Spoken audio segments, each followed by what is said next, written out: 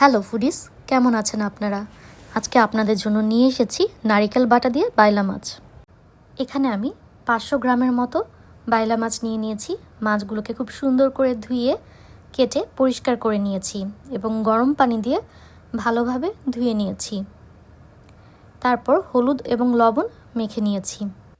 এবার একটা ফ্রাই প্যানে পর্যাপ্ত পরিমাণ তেল নিয়ে নিয়েছি এবং তেলটা গরম হওয়ার জন্য ওয়েট করছি।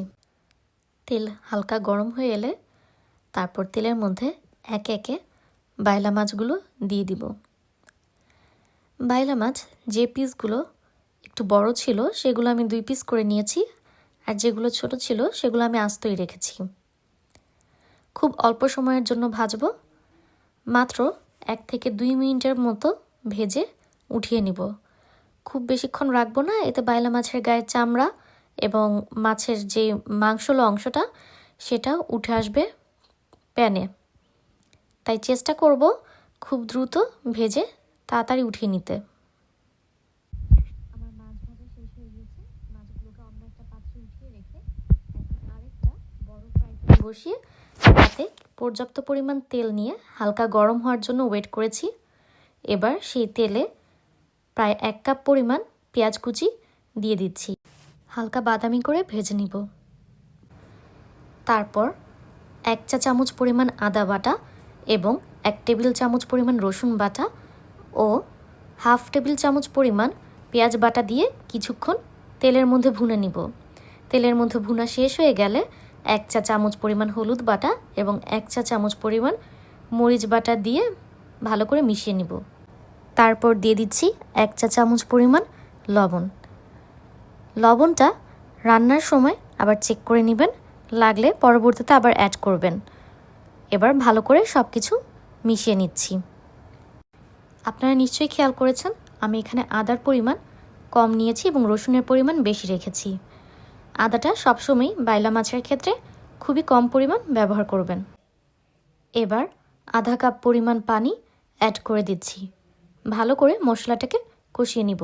মশলা যত কষাবেন রান্না তত বেশি মজা হবে।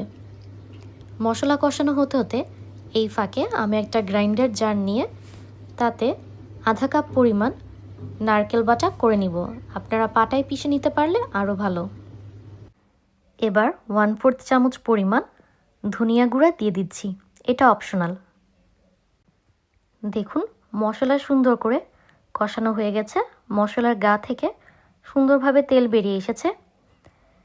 এবার আমি এর মধ্যে আগে থেকে বেটে রাখা যে নারিকেল ছিল তা দিয়ে দিচ্ছি। আপনারা যতটা সম্ভব মিহি করে নারিকেল বাটাটা করে নেওয়ার চেষ্টা করবেন। তবে আপনারা এখানে নারিকেল বাটার পরিবর্তে নারিকেলের দুধও ব্যবহার করতে পারেন, এটা আপনাদের টেস্ট বাড অনুযায়ী।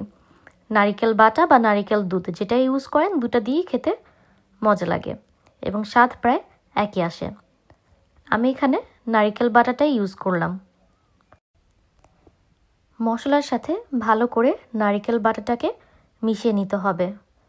প্রায় 5 থেকে 10 মিনিট ধরে নারকেল বাটাকে ভালো করে কষিয়ে তারপরে পরবর্তীতে মাছ দিতে হবে।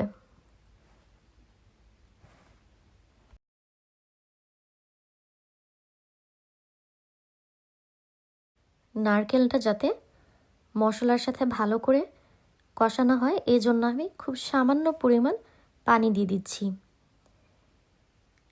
পানি যখন শুকিয়ে আসবে তখনই বুঝবো যে নারকেল আর মশলা সুন্দর করে কষানো হয়েছে এবং গা থেকে একটা তেল ছেড়ে আসবে।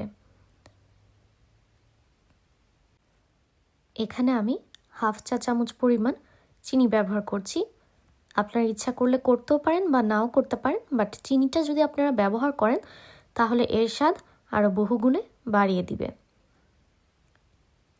খুব বেশি পরিমাণ ব্যবহার করবেন না, এতে মাছটা খেতে ভালো লাগবে না। দেখতেই পাচ্ছেন নারকেল বাটা মশলার সাথে খুব ভালোভাবে ভুনে এসেছে। এবার আগে থেকে ভেজে রাখা বাইলা মাছগুলো একে একে দিয়ে দিচ্ছি। সুন্দর করে চারদিকে ছড়িয়ে দিয়ে দিব। বাইলা মাছ যেহেতু নরম জাতীয় মাছ সহজেই ভেঙে যেতে পারে, এই জন্য বাইলা মাছগুলো দেওয়ার পরে এই বাইলা মাছগুলো আমি কোনো চামচ বা স্প্যাচুলা দিয়ে আর নাড়া দিব না। নাড়া দেওয়ার ফলে বাইলা মাছ ভেঙে যেতে পারে। এই জন্য বাইলা মাছগুলোকে আমি এভাবে সুন্দর করে বিছিয়ে দিচ্ছি, যাতে একটার গায়ে আরেকটা না লাগে। এবং আমরা যে পাত্র ব্যবহার করছি তার হাতলটা ধরে একটু নাড়া দিব, কিন্তু চামচ দিয়ে নাড়া দিব না। আচ্ছা, আমার মাছ দিয়ে দেওয়া শেষ। এবার ঢাকনা দিয়ে দিচ্ছি, 10 মিনিট পর্যন্ত অপেক্ষা করব। 10 মিনিট পর ফিরে এলাম। এবার ঢাকনা তুলে নিচ্ছি। যেহেতু আগেই বলেছি বাইলা মাছ নরম, কোনো প্রকারের চামচ বা স্প্যাচুলা ব্যবহার করা যাবে না, তাই এভাবে মাছটাকে নেড়ে দিচ্ছি। এবার পর্যাপ্ত পরিমাণ পানি দিয়ে দিচ্ছি। অবশ্যই এখানে গরম পানি ব্যবহার করবেন। আমি 1 থেকে 1.5 কাপ পরিমাণ পানি দিয়ে দিয়েছি। এবার 3 থেকে 4টা কাঁচামরিচ দিয়ে আবার 10 মিনিটের জন্য ঢেকে দিচ্ছি। ফিরে আসলাম আবার 10 মিনিট পর। এবার ঢাকনা তুলে নিয়েছি। দেখতেই পাচ্ছেন মাছটা কিন্তু হয়ে এসেছে এবং তেলও উপরে ভেসে উঠেছে, অতিরিক্ত পানি শুকিয়ে এসেছে। এবার আগে থেকে কুচি করে কেটে রাখা কিছু ধনেপাতা কুচি দিয়ে দিচ্ছি। উপরে এভাবে ছিটিয়ে দিব এবং ধনেপাতা কুচি দেওয়া শেষ হয়ে গেলে আবার ঢাকনা দিয়ে 5 মিনিট অপেক্ষা করব।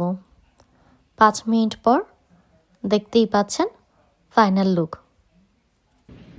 গরম গরম ভাতের সাথে নিয়েছি নারকেল বাটা দিয়ে বাইলা মাছ ভুনা।